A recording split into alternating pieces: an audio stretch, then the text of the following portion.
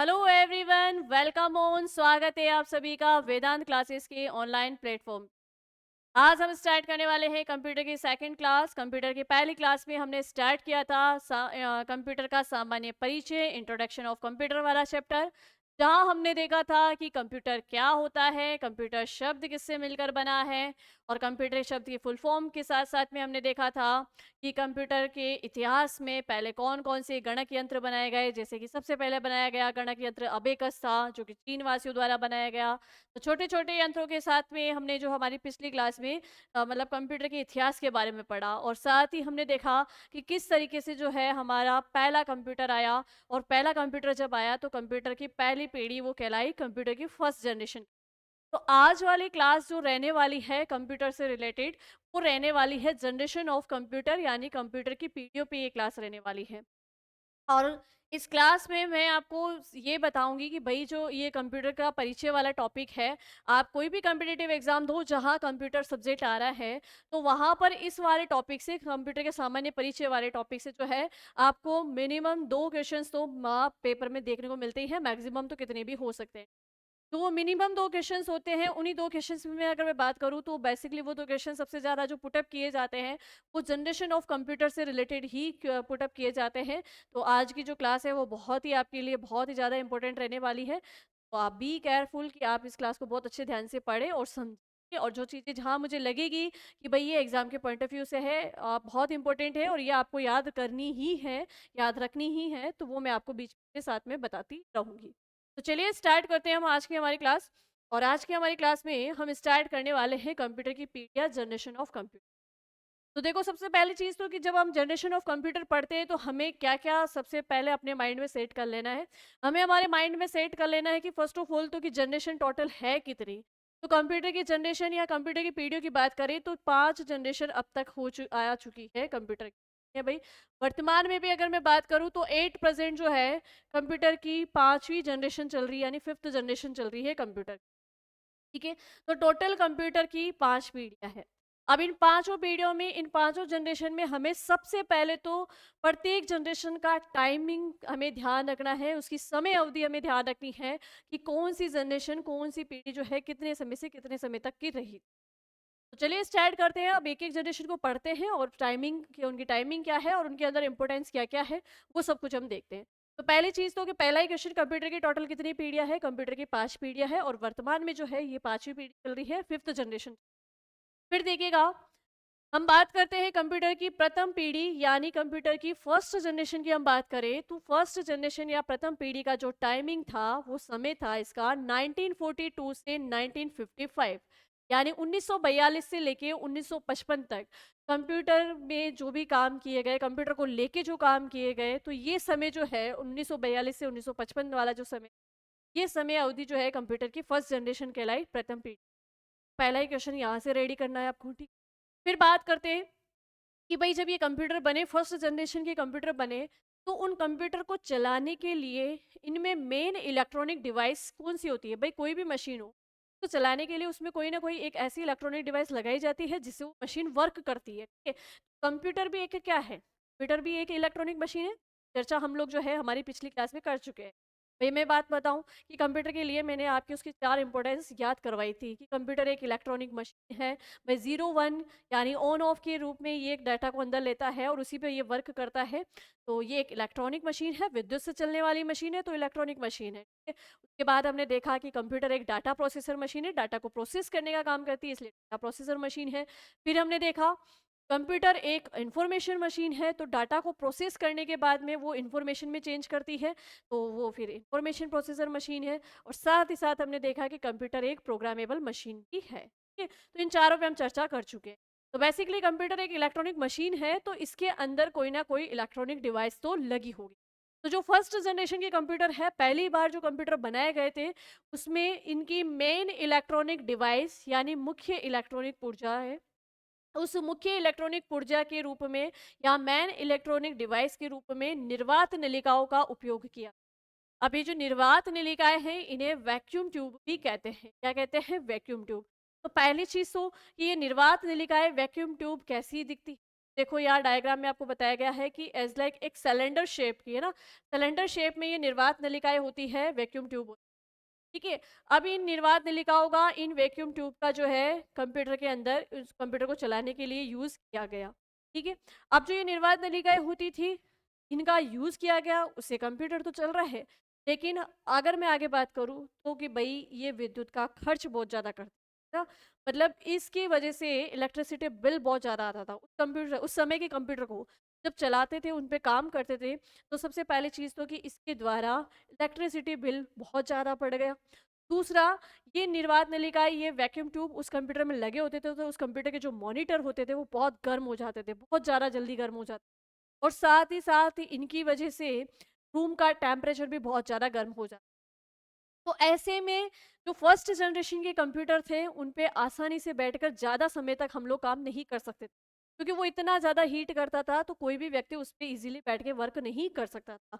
और ये हीट इतना ज़्यादा किसके कारण? इस वैक्यूम ट्यूब के कारण। और इलेक्ट्रिसिटी बिल का खर्च भी ज़्यादा बढ़ गया, तो ऐसे कंप्यूटर ज़्यादा उपयोग में लिए भी नहीं गए, और सामान्य लोगों के लिए तो ये बिल्कुल भी यूजेबल नहीं थे, क्योंकि हर व्यक्ति इसको अफोर्ड नहीं कर सकता। ठीक है। चलिए, तो पहली चीज की पहले क्वेश्चंस को ध्यान से देते रहना। पहला क्वेश्चन कि भाई फर्स्ट जनरेशन का समय क्या है 1942 से 1955 तक। सेकंड क्वेश्चन कि फर्स्ट जनरेशन में मुख्य इलेक्ट्रॉनिक डिवाइस कौन सी यूज की गई, तो निर्वात नलिकाएं, वैक्यूम ट्यूब। या क्वेश्चंस को रिवर्स कर दो, क्वेश्चन इस टाइप से पुटअप हो सकता है कि निर्वात नलिकाओं, वैक्यूम ट्यूब का उपयोग कंप्यूटर की किस पीढ़ी या किस जनरेशन में किया गया, तो कंप्यूटर की फर्स्ट जनरेशन, फर्स्ट पीढ़ी में किया गया है। ठीक है। चलिए, फिर देखिएगा, बाद में बात करते हैं कि भाई अब कंप्यूटर है, तो इसके अंदर डाटा इनपुट भी किया जाएगा और उसे डाटा आउटपुट भी होगा। ठीक है। तो यहाँ पर जो इनपुट आउटपुट डिवाइस थी, तो फर्स्ट जनरेशन के अंदर इनपुट आउटपुट डिवाइस कौन सी यूज में ली गई, तो फर्स्ट जनरेशन में इनपुट आउटपुट डिवाइस यूज में ली गई है पंच कार्ड। कौन सी ली गई है भाई? पंच कार्ड ली गई है। अब मैंने आपको एक चीज डे वन से सिखाई है कि भाई जहां जहां कोई शब्द ऐसा आए जिसके बारे में आप पहले भी पढ़ चुके हो, तो उसका तुरंत वहीं पे रिवीजन कर लिया करो, इससे चीजें आपके दिमाग में फिक्स होती जाएगी। अब पंच कार्ड क्या है, मेरा पहला ही क्वेश्चन है। तो कंप्यूटर के क्षेत्र में बनाई गई पहली इनपुट डिवाइस है। कंप्यूटर के क्षेत्र में बनाई गई पहली इनपुट डिवाइस कौन सी है, तो पहली इनपुट डिवाइस है पंच कार्ड। और पंच कार्ड को आविष्कृत किसने किया? पंच कार्ड को किससे बनाया था? पंच कार्ड को बनाया था हरमन होलरिथ ने। किससे बनाया था भाई? हरमन होलरिथ ने बनाया था। अब हरमन होलरिथ कौन है भाई? हरमन होलरिथ है आईबीएम कंपनी के संस्थापक। कौन है? आईबीएम कंपनी के संस्थापक। तो देखो यहाँ एक शब्द से आपके 3 क्वेश्चन और रेडी हो गए, और इनको बार बार आप रिवाइज करते रहिए। चलिए, तो फर्स्ट जनरेशन में इनपुट आउटपुट डिवाइस के रूप में पंच कार्ड का यूज होता था। फिर बात करें कि भाई डाटा आप इनपुट कर रहे हो, डाटा आपको आउटपुट के रूप में भी मिल रहा है, तो कहीं ना कहीं कंप्यूटर में कोई एक ऐसा इलेक्ट्रॉनिक स्थान भी होगा जहाँ पे डाटा को सेव करके रखा जाता है। और वो इलेक्ट्रॉनिक स्थान क्या कहलाता है? वो इलेक्ट्रॉनिक प्लेस कहलाता है मेमोरी। क्या कहलाता है? मेमोरी। तो अब देखते हैं कि फर्स्ट जनरेशन के जो कंप्यूटर थे, उसमें जो है मेमोरी कौन सी यूज की गई, मेमोरी के रूप में किसको उपयोग किया गया। तो यहाँ पर प्राथमिक या आंतरिक मेमोरी। अब पहली चीज कि प्राथमिक या आंतरिक मेमोरी क्या होती है, जब हम मेमोरी वाला टॉपिक पढ़ेंगे तो वहाँ मैं आपको बिल्कुल डिटेल से और बहुत अच्छे तरीके से समझाऊंगी कि मेमोरी भी होती है 2 टाइप्स की। एक होती है प्राइमरी मेमोरी और एक होती है सेकेंडरी मेमोरी। बात करें हम प्राइमरी मेमोरी की, तो प्राइमरी मेमोरी जो कंप्यूटर को बनाते समय पहले से ही कंप्यूटर में इनबिल्ड होती है। तो जो मेमोरी कंप्यूटर में पहले से इनबिल्ड होती है वो कहलाती है प्राइमरी मेमोरी, और इसी कारण से उसको कहा जाता है आंतरिक मेमोरी। तो जो फर्स्ट जनरेशन के कंप्यूटर थे, यहाँ पर जो मतलब कंप्यूटर के लिए मेमोरी यूज की गई थी वो थी प्राथमिक या आंतरिक मेमोरी, यानी यहाँ पे सेकेंडरी मेमोरी का उपयोग शुरू नहीं हुआ। ठीक है।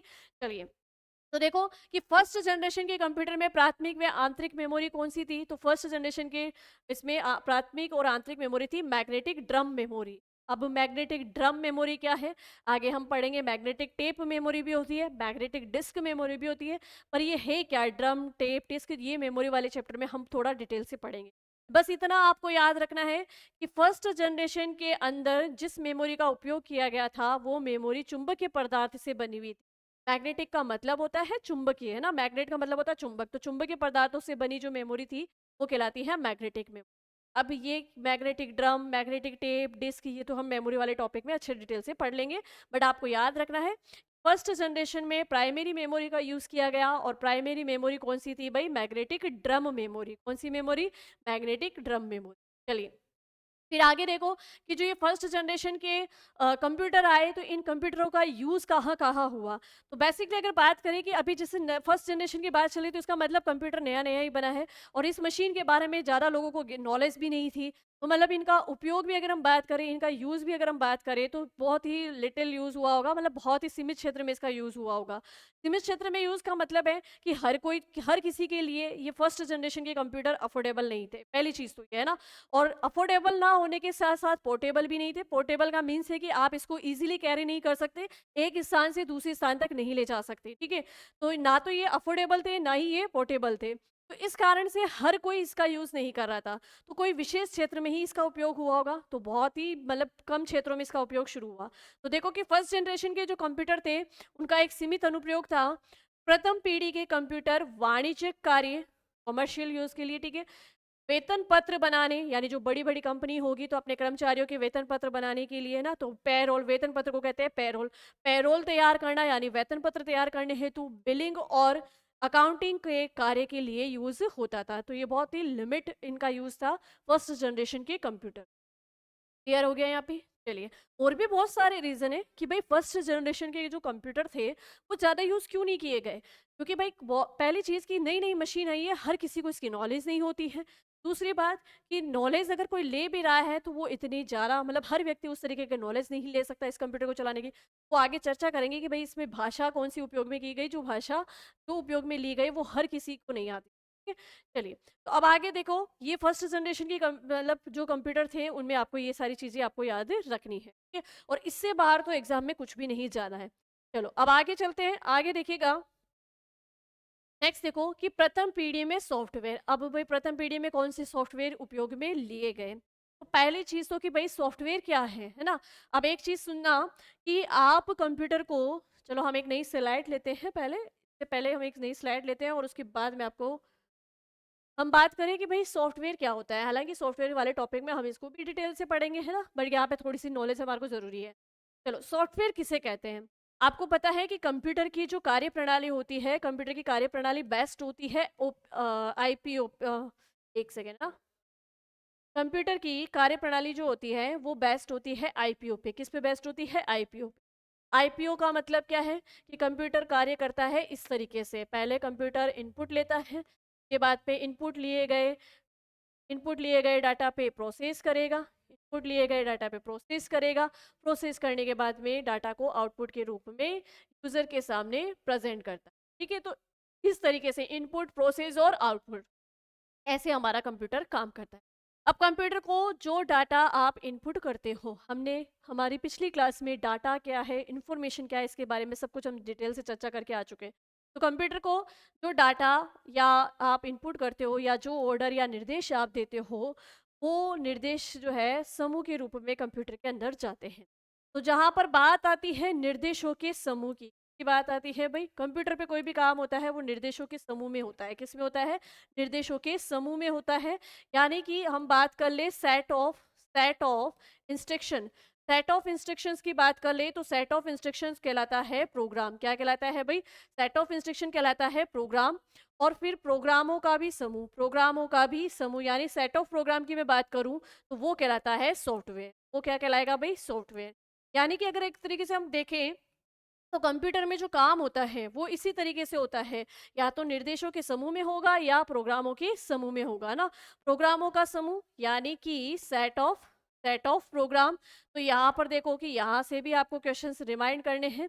मैंने आपको पहले ही पिछली क्लास में बता दिया था कि ये क्वेश्चंस ऐसे हैं जो डायरेक्टली पुटअप किए जाते हैं, यानी पॉइंट टू पॉइंट वाले जो क्वेश्चंस होते हैं वो इसी टाइप के होते हैं। जैसे आपसे पूछ लिया गया कि भाई कंप्यूटर में निर्देशों का समूह क्या कहलाता है, तो निर्देशों का समूह कहलाता है प्रोग्राम।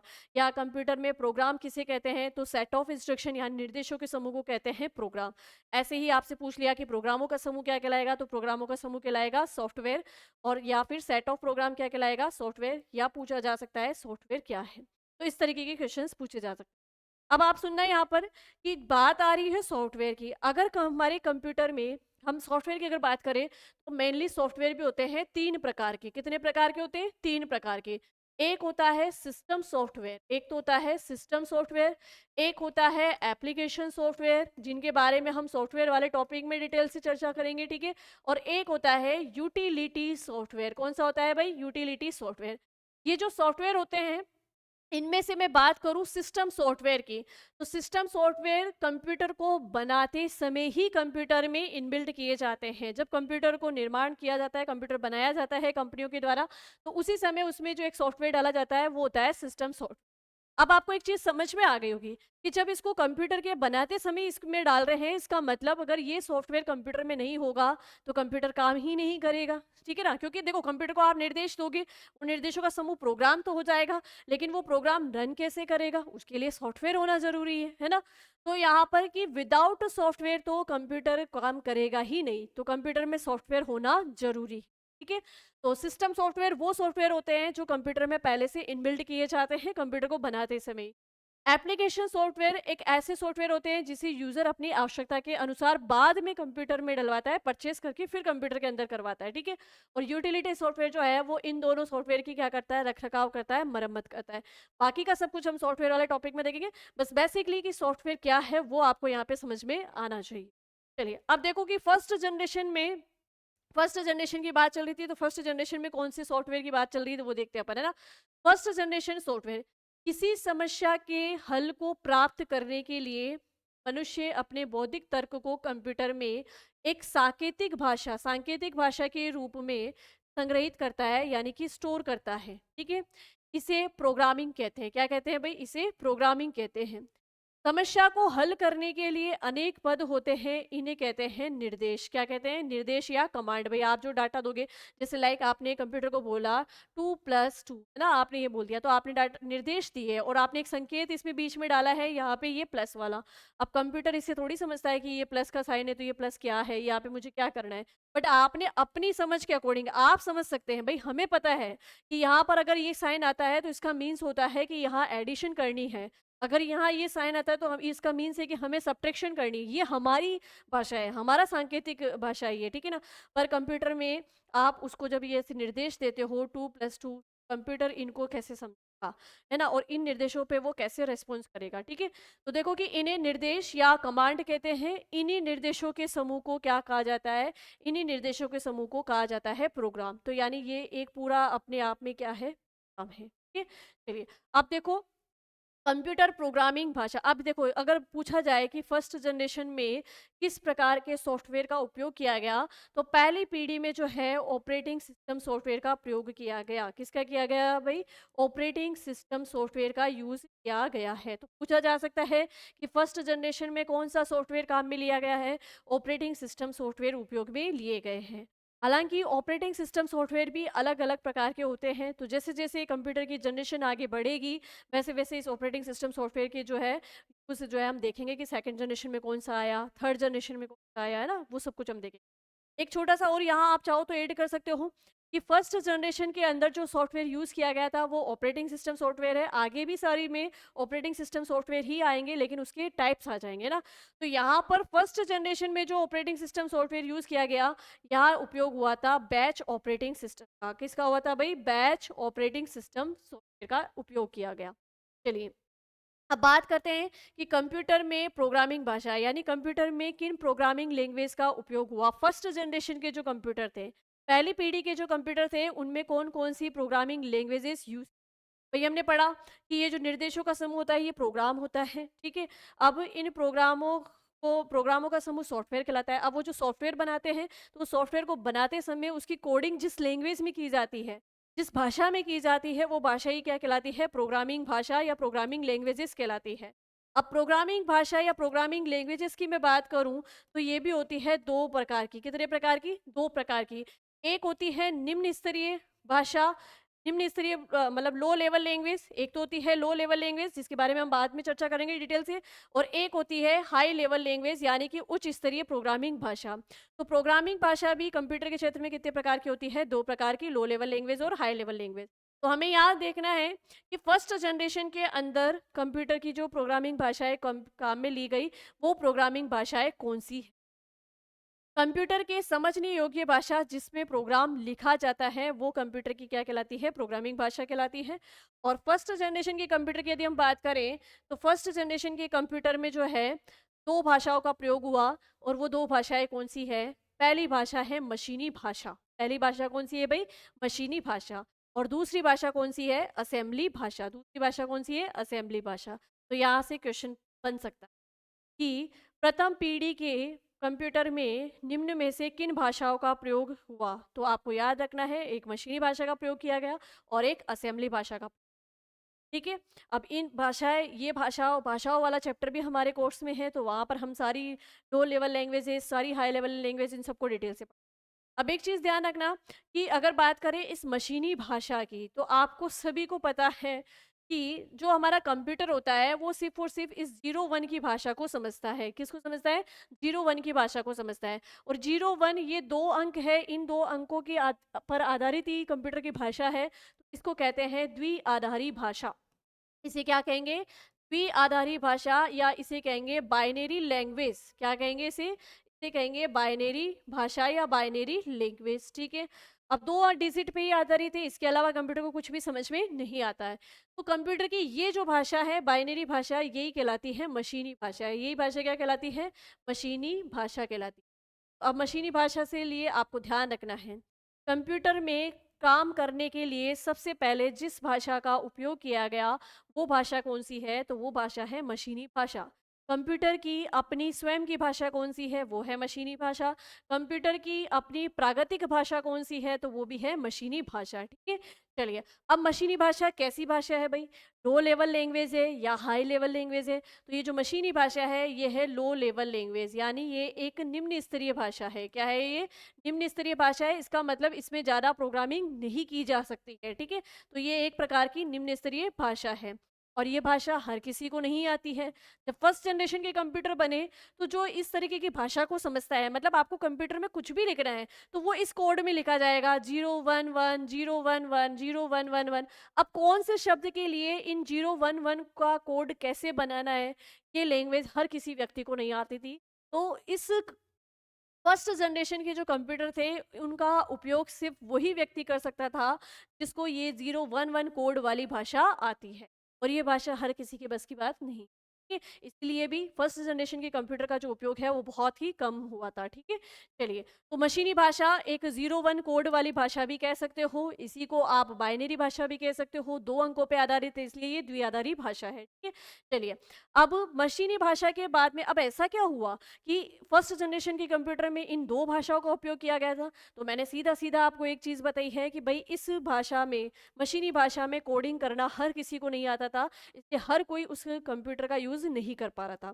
फिर इसके अवगुणों को दूर करने के लिए कंप्यूटर के क्षेत्र में, जब फर्स्ट जनरेशन के कंप्यूटर थे तभी, है ना, उस समय फिर असेंबली भाषा का यूज़ किया गया। और ये जो असेंबली भाषा थी इसमें क्या किया गया?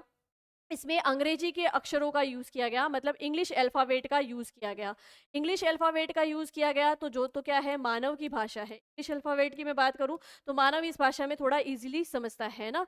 तो एक व्यक्ति के लिए अल्फ़ाबेट यानी इंग्लिश में कुछ डाटा कंप्यूटर के अंदर इनपुट करना भी आसान है, और इंग्लिश में अगर आपको वापस आउटपुट मिल रहा है तो वो भी आपके लिए आसान है ना? तो असेंबली भाषा जो कि इंग्लिश के अल्फ़ाबेट्स को यूज़ करके बनाई गई है, इसलिए फिर बाद में कि भई मशीनी भाषा में काम करना बहुत डिफ़िकल्ट हो रहा है, फिर बाद में एक ऐसी लैंग्वेज लाई गई जिससे काम करना आसान हो। तो जो अपन ने पहले इसके पहले उपयोग पढ़े थे कि भई वाणिज्यिक क्षेत्र में लोग कैसे कर पाए जब असेंबली भाषा आ गई, है ना? तो बाद में इसका उपयोग थोड़ा-सा बढ़ा, तो वो भी किसके कारण? असेंबली भाषा का। अब असेंबली भाषा क्या है, मशीनी भाषा और क्या है, इन सब की डिटेल हम इन लैंग्वेजेस वाले टॉपिक में पढ़ेंगे।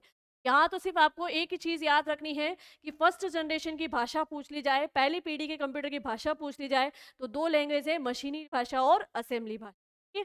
चलिए, असेंबली भाषा को फ्लोमेटिक भी कहते हैं, और फ्लोमेटिक भाषा के प्रतिपादक है डॉक्टर ग्रेस होपर। कौन है भाई? Doctor grace hopper. तो फ्लोमेटिक भाषा जो होती है उसका उसका है डॉक्टर ग्रेस होपर, असेंबली भाषा के नहीं। ये ध्यान आपको रखना।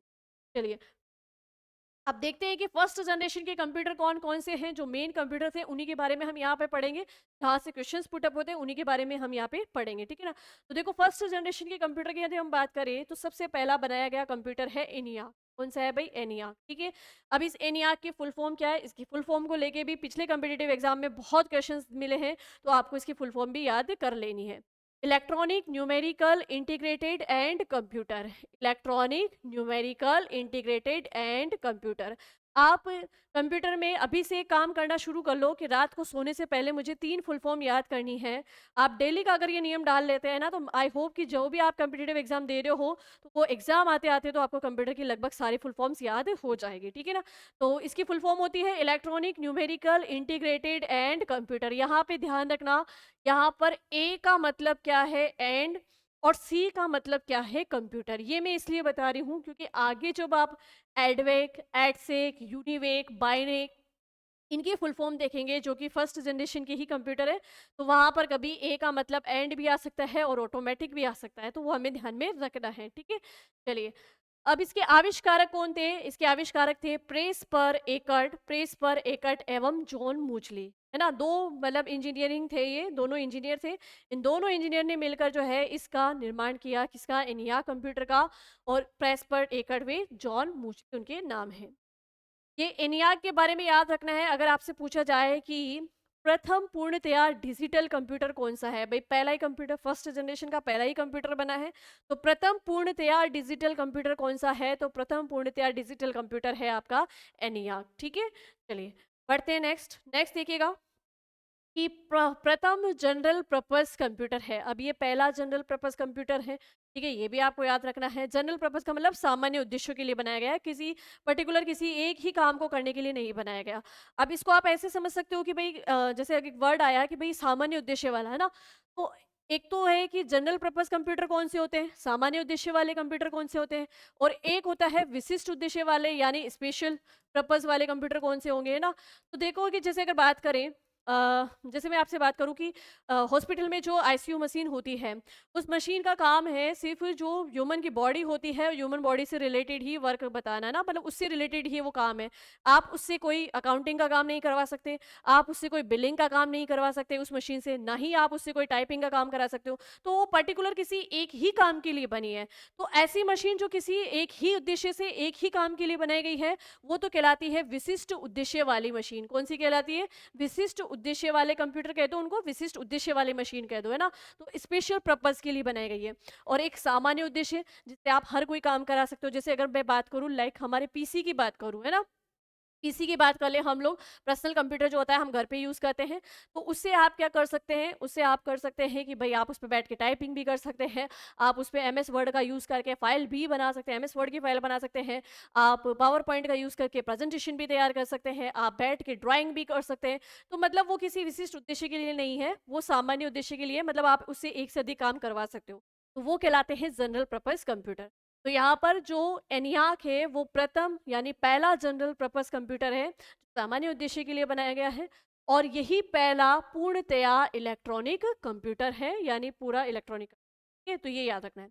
फिर देखेगा एक स्पेशल नोट है आपके लिए कि 1946 में जॉन वॉन न्यूमैन ने एकटवे मूचली के साथ, प्रेस पर एकटवे मूचली के साथ मिलकर एक नया कंप्यूटर आविष्कृत किया, जिसमें क्रियाओं यानी प्रोसेस के लिए निर्देशों के समूह यानी कि प्रोग्राम को संग्रहित किया जा सकता है, और इसके बाद नई क्रिया के लिए नया प्रोग्राम भी संग्रहित किया जा सकता है। यानी कंप्यूटर में आपने कोई डाटा इनपुट किया और वो डाटा पहले एक बार प्रोसेस हो गया, उसके बाद आप नया डाटा इनपुट कर रहे हो तो उसको भी प्रोसेस फटाफट से किया जाए, तो पहला वाला जो आपने डाटा प्रोसेस किया है वो सेव रह सके, उसके लिए जॉन वॉन न्यूमैन ने एकटवे मूचली के साथ मिलकर जो है संग्रहित प्रोग्राम का सिद्धांत दिया। क्या दिया भाई? संग्रहित प्रोग्राम का सिद्धांत दिया। तो ये भी एग्जाम के पॉइंट ऑफ व्यू से इंपॉर्टेंट है। अगर आपसे पूछ लिया जाए कि संग्रहित प्रोग्राम का सिद्धांत किसने दिया, तो जॉन वॉन न्यूमैन और एकटवे मूचली ने, ठीक है। चलिए अब देखो आगे बढ़ते हैं और आगे देखिएगा। नेक्स्ट फर्स्ट जनरेशन का जो सेकंड कंप्यूटर आया वो आया था एडवे। अब एडवे की फुल फॉर्म होती है इलेक्ट्रॉनिक डिस्क्रिएट वेरिएबल ऑटोमेटिक, यहाँ पे होगा ए लिखना है ना, ऑटोमेटिक कंप्यूटर। तो देखो पहले मैंने एनियाक में ही आपको बताया कि वहाँ ए का मतलब एंड था, यहाँ देखो ए का मतलब ऑटोमेटिक है। तो फुल फॉर्म आपको लिख लिख के भी याद करनी है, ठीक है, लिख लिख के भी याद करनी है, ठीक है। चलिए इसके आविष्कारक कौन है? इसके आविष्कारक है जॉन वॉन न्यूमैन। तो चलो, जो हमारे क्लास का रूल है कि जब भी कोई ऐसा शब्द आता है जिसको हमने पहले पढ़ लिया है, तो हम वापस से थोड़ा सा रिवीजन ले लेते हैं। तो जॉन वॉन न्यूमैन कौन है भाई? जॉन वॉन न्यूमैन जिन्होंने एडवे कंप्यूटर बनाया, और जॉन वॉन न्यूमैन जिन्होंने संग्रहित प्रोग्राम का सिद्धांत दिया, संग्रहित प्रोग्राम का सिद्धांत दिया। क्लियर है यहाँ पे? चलिए, अब देखिएगा कि जॉन वॉन न्यूमैन ने संग्रहित प्रोग्राम का सिद्धांत ये एडवे कंप्यूटर बनाने से पहले ही दे दिया है, लेकिन इसी कंप्यूटर में उन्होंने संग्रहित प्रोग्राम का सिद्धांत लागू नहीं किया। तो फिर संग्रहित प्रोग्राम के सिद्धांत पे आधारित पहला कंप्यूटर कौन सा है? ये भी क्वेश्चन पुटअप हो सकता है।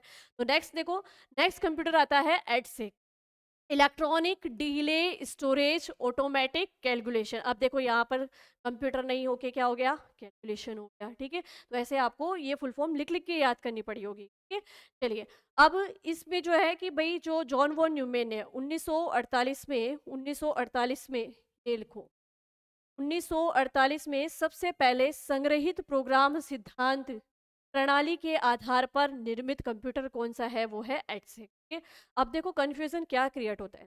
भाई जॉन वॉन न्यूमैन ने ही संग्रहित प्रोग्राम का सिद्धांत दिया, संग्रहित प्रोग्राम का सिद्धांत देने के बाद उन्होंने एक कंप्यूटर बनाया, जो कंप्यूटर था एडवेक, और एडवेक में उन्होंने संग्रहित प्रोग्राम के सिद्धांत को यूज नहीं किया, दिया खुद नहीं था लेकिन अपने ही कंप्यूटर में यूज नहीं किया।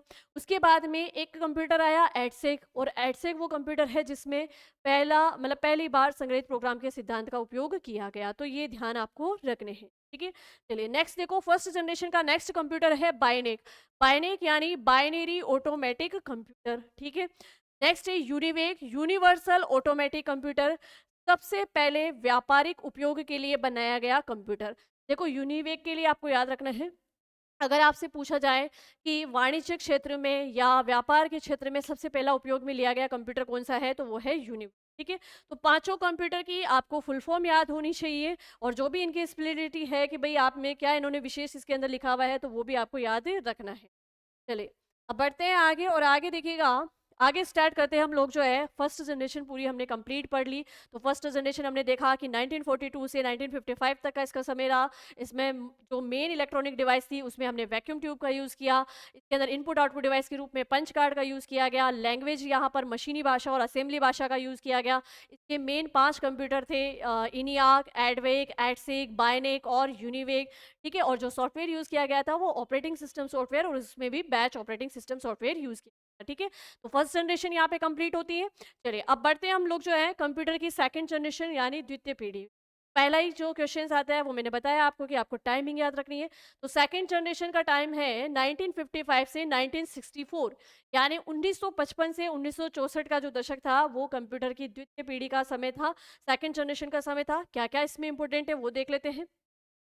इन कंप्यूटर को, जो दूसरी पीढ़ी के कंप्यूटर थे, उन कंप्यूटर को चलाने के लिए इसमें जो मेन इलेक्ट्रॉनिक डिवाइस यूज की गई थी, मुख्य इलेक्ट्रॉनिक पुर्जा जो यूज किया गया था, वो था ट्रांजिस्टर। क्या था भाई? ट्रांजिस्टर। अब आप देखो कि भाई पहले जनरेशन के कंप्यूटर में वैक्यूम ट्यूब यूज की गई थी, और उस वैक्यूम ट्यूब को अब यहाँ से हटा दिया गया है। क्यों हटा दिया गया है? उसके पीछे का कारण कि भाई ये वैक्यूम ट्यूब जो है वो बहुत ज़्यादा हीट करती थी, तो इससे जो कंप्यूटर का मॉनिटर था वो बहुत ज़्यादा हीट होता था, बहुत ज़्यादा गर्म हो जाता था। साथ ही साथ में रूम का टेम्परेचर भी बहुत ज़्यादा हीट होता था, बहुत ज़्यादा गर्म होता था। तो इससे जो व्यक्ति है, सामान्य तौर पे व्यक्ति उस कंप्यूटर पे बैठकर ज़्यादा समय तक काम नहीं कर सकता। साथ ही ये वैक्यूम ट्यूब जो है इलेक्ट्रिसिटी बिल भी बहुत ज़्यादा बढ़ा रही थी, विद्युत का खर्च भी बहुत ज़्यादा कर रही थी, तो वो ज़्यादा हमारे लिए अफोर्डेबल भी नहीं था। तो इन सारे अवगुणों को दूर करने के लिए जो दूसरी पीढ़ी के कंप्यूटर आए उसमें इलेक्ट्रॉनिक डिवाइस को ही चेंज कर दिया गया, और यहाँ पर जो इलेक्ट्रॉनिक डिवाइस यूज़ की गई वो इलेक्ट्रॉनिक डिवाइस कौन सी है भाई? ट्रांजिस्टर। तो क्वेश्चंस पुटअप हो सकते हैं कि आपको ध्यान रखना है कि भाई ये जो कौन सी पीढ़ी है और कौन सी पीढ़ी में कौन सा इलेक्ट्रॉनिक डिवाइस यूज़ किया गया है। जैसे फर्स्ट जनरेशन पहली पीढ़ी में इलेक्ट्रॉनिक डिवाइस के रूप में वैक्यूम ट्यूब का यूज हुआ है, सेकंड जनरेशन में इलेक्ट्रॉनिक डिवाइस के रूप में ट्रांजिस्टर का उपयोग हुआ है। ट्रांजिस्टर कैसा दिखता है ये देखिए, ये आपके सामने डायग्राम है। इसमें यहाँ पे प्लास्टिक की ये शील्ड होती है, और इस शील्ड से आगे जो है कुछ लोहे के जो कि आवेश वाले होते हैं, मतलब आवेशकृत, मतलब जिनसे कि विद्युत सप्लाई होगी। ठीक है ना, तो वो ये पिंस लगी होती है, ये इस तरीके का ये ट्रांजिस्टर दिखता है ना। अब ये ट्रांजिस्टर सेकंड जनरेशन के कंप्यूटर में लाने का कारण क्या? पहला, कि इसके द्वारा विद्युत खर्च ज़्यादा नहीं होता है। ठीक है, विद्युत खर्च ज़्यादा नहीं होता है। उसके पीछे का रीज़न भी है कि भाई ये जिस पदार्थ से बनाया गया है और इसको प्लास्टिक की शील्ड से कवर किया गया है, तो ये विद्युत का खर्च भी ज़्यादा नहीं करता है। दूसरा, जब कंप्यूटर में इसको लगाया गया तो कंप्यूटर का साइज भी थोड़ा क्या हो गया, छोटा हो गया, क्योंकि ये डिवाइस खुद ही अपने आप में क्या है, बहुत छोटी डिवाइस है ना, तो कंप्यूटर के साइज में भी फर्क आया। साथ ही कंप्यूटर की वर्क करने की जो इसकी कैपेसिटी थी, वो क्षमता उसकी बढ़ गई। तो सारी चीजें यहाँ पे पॉजिटिव हुई और इसी कारण से यहाँ पे जो है सेकंड जनरेशन में ट्रांजिस्टर का उपयोग किया गया। अब ये जो ट्रांजिस्टर है, इसका निर्माण किसने किया? ट्रांजिस्टर का निर्माण किया था विलियम शॉकली ने। किसने किया था? विलियम शॉकली ने। सेकेंड जनरेशन में जो इनपुट आउटपुट डिवाइस यूज की गई, वो इनपुट आउटपुट डिवाइस यूज की गई, ये आप यहाँ से इसको कट कर दीजिए, ये गलत प्रिंट हो गया है। इनपुट आउटपुट डिवाइस के रूप में यहाँ पर भी पंच कार्ड का उपयोग हुआ। किसका उपयोग हुआ भाई? पंच कार्ड का उपयोग।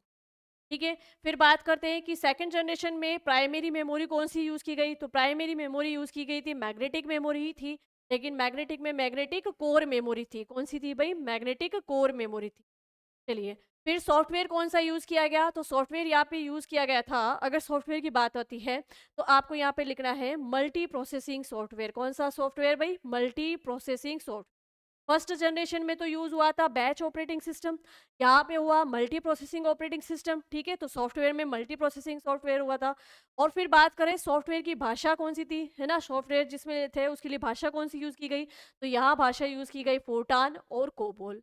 अब देखिएगा, यहाँ से आपको एक चीज याद रखनी है, एग्जाम के पॉइंट ऑफ व्यू से बहुत इंपॉर्टेंट है। अगर आपसे क्वेश्चन पूछे कंप्यूटर के क्षेत्र में हाई लेवल लैंग्वेज यानी कि उच्च स्तरीय भाषाओं का प्रयोग कंप्यूटर की किस पीढ़ी की देन है, तो कंप्यूटर की सेकंड पीढ़ी यानी कंप्यूटर की सेकंड जनरेशन में जो है उच्च स्तरीय भाषाओं का प्रयोग शुरू हो गया। अब उच्च स्तरीय भाषाओं का प्रयोग कंप्यूटर के क्षेत्र में करना क्यों आवश्यक रहा, क्योंकि जो फर्स्ट जनरेशन के कंप्यूटर थे, पहली पीढ़ी के जो कंप्यूटर थे, उनमें लो लेवल लैंग्वेज का उपयोग होता था और उन लो लेवल लैंग्वेज में ज़्यादा प्रोग्रामिंग नहीं की जा सकती थी। इसका मतलब कंप्यूटर का उपयोग भी ज़्यादा नहीं किया जा सकता था, कंप्यूटर पे ज़्यादा काम नहीं हो सकते थे, है ना। तो कंप्यूटर पे और भी अधिक काम कर सके, अलग अलग तरीके के काम के लिए कंप्यूटर यूज़ हो सके, उसके लिए प्रोग्रामिंग भाषाओं पे मतलब प्रोग्रामिंग भाषाओं का विकास किया गया। और प्रोग्रामिंग भाषाओं का विकास किया गया तो फिर कौन सी भाषाएं बनी? High level language. तो उच्च स्तरीय भाषाओं का प्रयोग कंप्यूटर की दूसरी से शुरू हुआ। फिर क्वेश्चन बनता है कि पहली उच्च स्तरीय भाषा कौन सी है, पहली हाई लेवल लैंग्वेज कौन सी है, तो पहली उच्च स्तरीय भाषा है फोर्टान। पहली उच्च स्तरीय भाषा है ये फोर्टान या हाई लेवल लैंग्वेज है फोर्टान, जिसका उपयोग कंप्यूटर की दूसरी से शुरू। अब ये फोर्टान क्या है? बेसिकली तो सारी लैंग्वेजेस के बारे में हम लैंग्वेज वाले टॉपिक में ही डिटेल से पढ़ेंगे, लेकिन मैं फिर भी बता दूं कि गणित क्षेत्र में या विज्ञान के क्षेत्र में उपयोग में ली गई पहली प्रोग्रामिंग भाषा है फोर्टान। ठीक है, ये गणना करने में इसकी इसमें इस भाषा में जो प्रोग्रामिंग की गई है वो गणना करने के लिए ही यूज होती है। ठीक है, और इसका फुल फॉर्म पूछ सकते हैं और बहुत बार क्वेश्चन भी आया है कि फोर्टान की फुल फॉर्म क्या होती है। तो फोर्टान की फुल फॉर्म होती है फॉर्मूला ट्रांसलेशन। Formula translation. ठीक है, तो उसी से इसका शॉर्ट फॉर्म निकला है फॉर्मूला ट्रांस की फुल फॉर्म होती है फॉर्मूला ट्रांसलेशन। ठीक है, चलिए फुल फॉर्म आपको याद रखनी है। फिर इस भाषा को बनाया किसने था, तो जॉन बेकर्स ने। किसने बनाया भाई? जॉन बेकर्स ने। ठीक है, चलिए फिर देखते हैं कि सेकंड जनरेशन में दूसरी उच्च स्तरीय भाषा कौन सी उपयोग में ली गई, तो दूसरी उच्च स्तरीय भाषा है कोबोल, जिसकी फुल फॉर्म होती है कॉमन बिजनेस ओरिएंटेड लैंग्वेज। कौन सी होती है? इसकी फुल फॉर्म होती है कॉमन बिजनेस ओरिएंटेड लैंग्वेज। अब देखो बिजनेस शब्द आ रहा है, यानी कि व्यापार के क्षेत्र में, व्यापार के क्षेत्र में हम कंप्यूटर का उपयोग ज़्यादा से ज़्यादा कर सके, इसके लिए सेकंड जनरेशन यानी दूसरी पीढ़ी के कंप्यूटर में कौन सी सॉफ्टवेयर की भाषा रखी गई, वो रखी गई थी कोबोल। अब ये कोबोल भाषा बनाई किससे है भाई? ये बनाई है डॉक्टर ग्रेस होपर ने। ठीक है, तो आपको ये याद रखना है कि सेकंड जनरेशन में फोर्टान और कोबोल उच्च स्तरीय भाषाओं का प्रयोग किया गया। चलिए अब देखो सेकंड जनरेशन पीढ़ी के मतलब द्वितीय पीढ़ी के कंप्यूटर कौन कौन से हैं, तो IBM 700। अब IBM क्या है भाई? IBM की फुल फॉर्म होती है इंटरनेशनल बिजनेस मशीन। कंप्यूटर बनाने वाली, वर्तमान में भी कंप्यूटर बनाने वाली सबसे बड़ी कंपनी कौन सी है? IBM company. ठीक है, चलिए अच्छा एक चीज और याद रखिएगा, अ, आप देखिएगा कि IBM के लिए तो आपको याद रखना है कि कंप्यूटर वर्तमान में भी है ना, कंप्यूटर बनाने वाली सबसे बड़ी कंपनी है IBM company, international business machine, जिसके संस्थापक हैं हरमन होलरिथ। और जिन्होंने पहली इनपुट डिवाइस भी बनाई वो थी पंच कार्ड, और जिन्होंने ही टैबुलेटिंग मशीन का भी आविष्कार किया वो थे हरमन होलरिथ। ठीक है, तो यहाँ से 3-4 क्वेश्चन आपके ऑलरेडी। फिर बात करें कि अगर क्वेश्चन आ जाए कि वर्तमान में सॉफ्टवेयर बनाने वाली सबसे बड़ी कंपनी कौन सी है, और सॉफ्टवेयर में भी कौन से सॉफ्टवेयर, अगर पूछा जाए एप्लीकेशन सॉफ्टवेयर, है ना, एप्लीकेशन सॉफ्टवेयर बनाने वाली सबसे बड़ी कंपनी कौन सी है, तो एप्लीकेशन सॉफ्टवेयर बनाने वाली सबसे बड़ी कंपनी है माइक्रोसॉफ्ट कंपनी। कौन सी है भाई? Microsoft company. ठीक है, ये आपको ध्यान में रखने। क्लियर है यहाँ पे? चलिए, तो इन दोनों कंपनियों में कंफ्यूज मत होना कि आईबीएम कंपनी तो कंप्यूटर बनाने वाली सबसे बड़ी कंपनी है और माइक्रोसॉफ्ट कंपनी सॉफ्टवेयर बनाने वाली सबसे बड़ी कंपनी है। चलो, तो देखो, द्वितीय पीढ़ी या सेकंड जनरेशन में आईबीएम 700 कंप्यूटर यूज किया गया, आईबीएम 1401 वाला कंप्यूटर यूज किया गया, एटलस भी सेकंड जनरेशन का कंप्यूटर है, मार्क थर्ड भी जो है, मार्क थ्री जो है वो भी सेकंड जनरेशन का कंप्यूटर है। तो यहाँ पर जो है कंप्यूटर की सेकंड जनरेशन भी कंप्लीट होती है, और क्या क्या इसमें से याद रखना है, वैसे तो बेसिकली ये पूरी स्लाइड ही आपके लिए बहुत इंपॉर्टेंट है।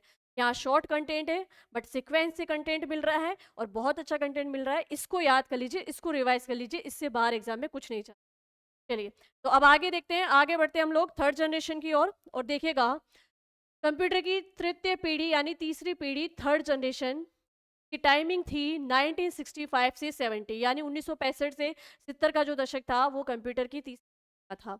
अब इसमें मेन इलेक्ट्रॉनिक डिवाइस यानी मुख्य इलेक्ट्रॉनिक ऊर्जा जो है वो आईसी चिप का यूज किया गया। अब ये आईसी चिप क्या है भाई? जो सेकंड जनरेशन में ट्रांजिस्टर आए थे, उन ट्रांजिस्टर को क्या किया गया, उन ट्रांजिस्टर को, अब वो वहां पर एक ही ट्रांजिस्टर यूज हो रहा था, तो जब एक ही ट्रांजिस्टर यूज हो रहा था तो उस ट्रांजिस्टर से कंप्यूटर में कितना प्रॉफिट हुआ? कंप्यूटर में प्रॉफिट हुआ भाई, इलेक्ट्रिसिटी बिल कम होने लग गया, साथ ही साथ इलेक्ट्रॉन की कैपेसिटी, कंप्यूटर की वर्क करने की कैपेसिटी बढ़ गई, है ना। तो जब एक ट्रांजिस्टर से इतना मतलब लाभ हो रहा है, इतना प्रॉफिट हो रहा है, क्यों ना एक से अधिक ट्रांजिस्टरों को एक ही जगह लगाया जाए, तो उससे और दुगना लाभ प्राप्त होगा।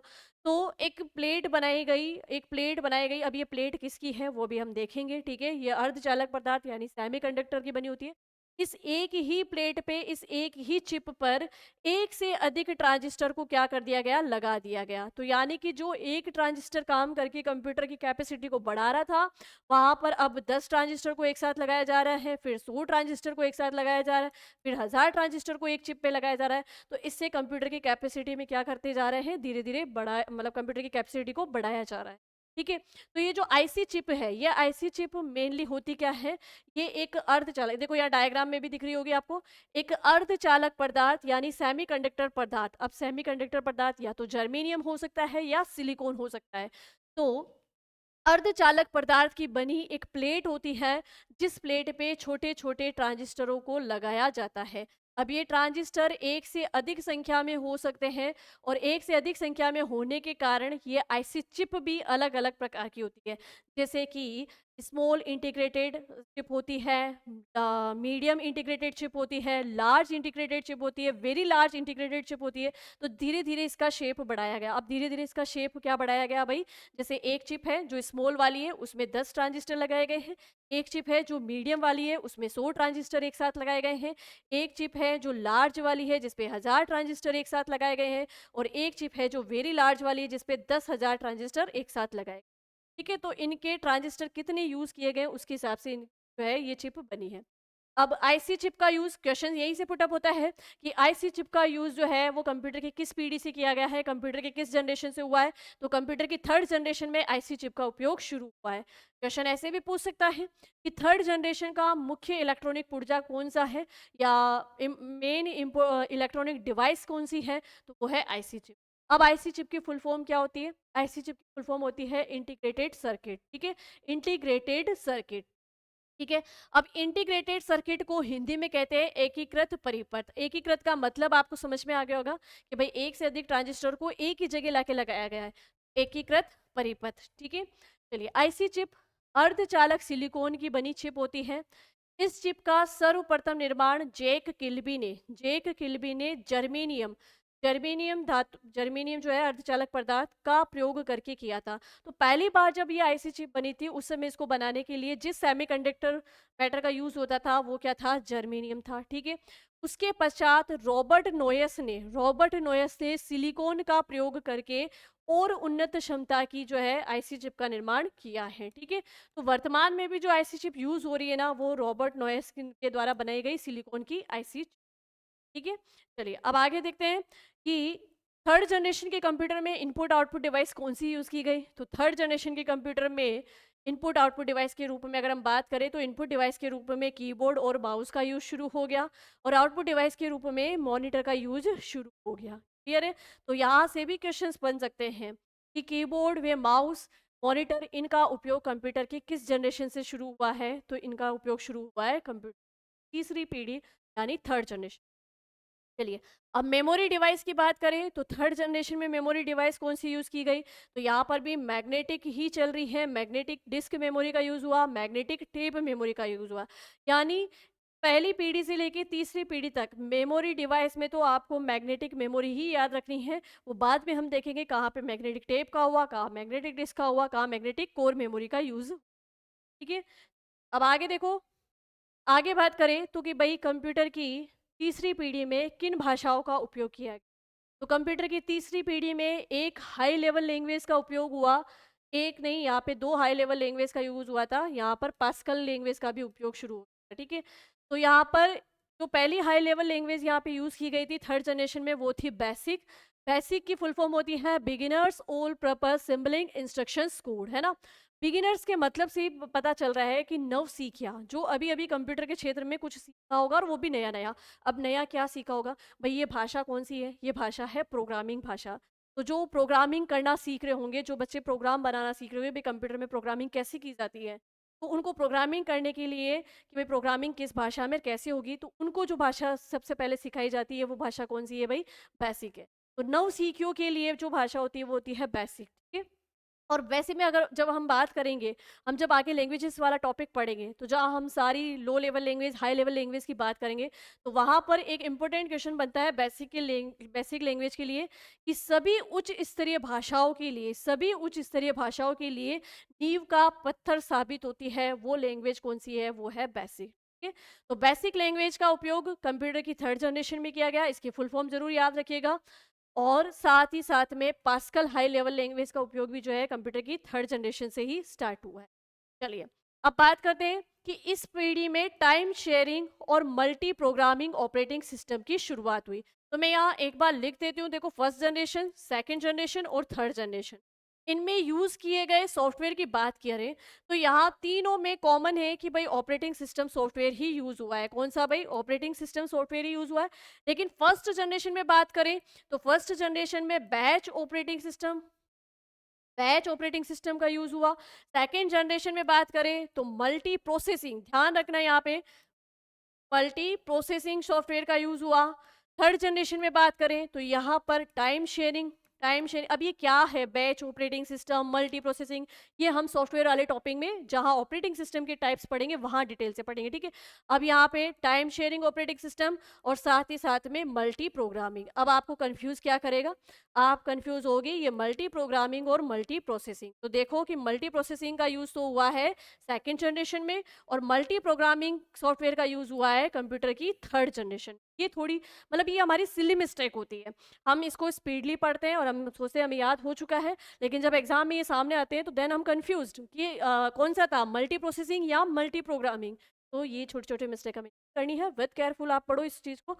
चलिए आगे देखिएगा, नेक्स्ट बात करते हैं तो पहला मिनी कंप्यूटर यानी कि थर्ड जनरेशन से मिनी कंप्यूटर बनना शुरू हो गए। ठीक है, पहला मिनी कंप्यूटर पीडीए, ठीक है, पीडीए 8, पहला मिनी कंप्यूटर पीडीए 8 जो कि डेक कंपनी द्वारा बनाया गया है। किसके द्वारा बनाया है? डेक कंपनी द्वारा बनाया गया है। डेक का फुल फॉर्म होती है digital equipment corporation. Deck company के द्वारा पहला मिनी कंप्यूटर पीडीए 8 बनाया गया, जो कि कब बनाया गया? थर्ड जनरेशन में बनाया गया। तो सीधा सीधा पॉइंट टू पॉइंट क्वेश्चन कि मिनी कंप्यूटर की शुरुआत कंप्यूटर की किस जनरेशन से, किस पीढ़ी से हुई है? तो वो हुई है थर्ड जनरेशन से। ठीक है, ये ध्यान रखना। और पहला मिनी कंप्यूटर है भी कौन सा? पीडीए 8। चलिए अब आगे देखो, नेक्स्ट बात करें तो यही से थर्ड जनरेशन से एप्लीकेशन सॉफ्टवेयरों का भी विकास शुरू हो गया। भाई जो सॉफ्टवेयर ये अपन पढ़ रहे हैं ना, बेच ऑपरेटिंग सिस्टम, मल्टी प्रोसेसिंग, ये मल्टी प्रोग्रामिंग, ये तो सॉफ्टवेयर है सिस्टम सॉफ्टवेयर। और सिस्टम सॉफ्टवेयर के लिए मैंने आपको पहले ही बता दिया, ऐसे सॉफ्टवेयर जो कंप्यूटर को बनाते समय कंप्यूटर में पहले से इनबिल्ड होते हैं, यानी इन सॉफ्टवेयर के बिना कंप्यूटर काम नहीं करेगा। तो ये सॉफ्टवेयर सिस्टम सॉफ्टवेयर तो आपको पांचों पीढ़ी में पढ़ना ही है।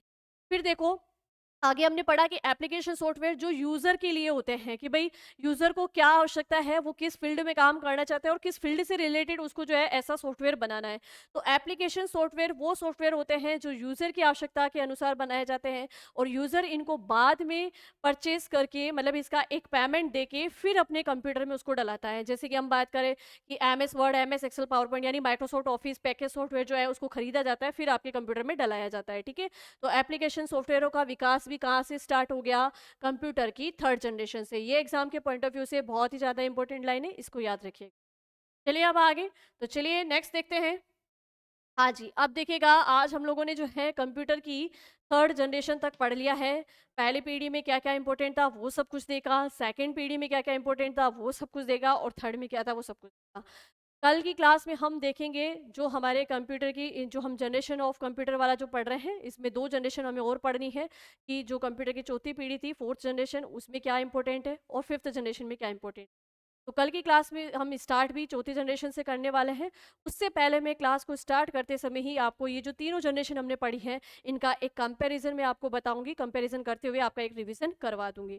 तो मैं भी कल रिवीजन करवाऊँगी, उससे पहले आप भी इस क्लास को आपने देख ली है, आप इसको रिवाइज़ ज़रूर कीजिए। ठीक है? मिलते हैं हम हमारी नेक्स्ट क्लास में। तो ऐसे ही आप बने रहिए वेदांत क्लासेस के साथ में, पढ़ते रहिए, बढ़ते रहिए और बने रहिए वेदांत क्लास के साथ में। मिलते हैं नेक्स्ट क्लास में, तब तक के लिए थैंक यू।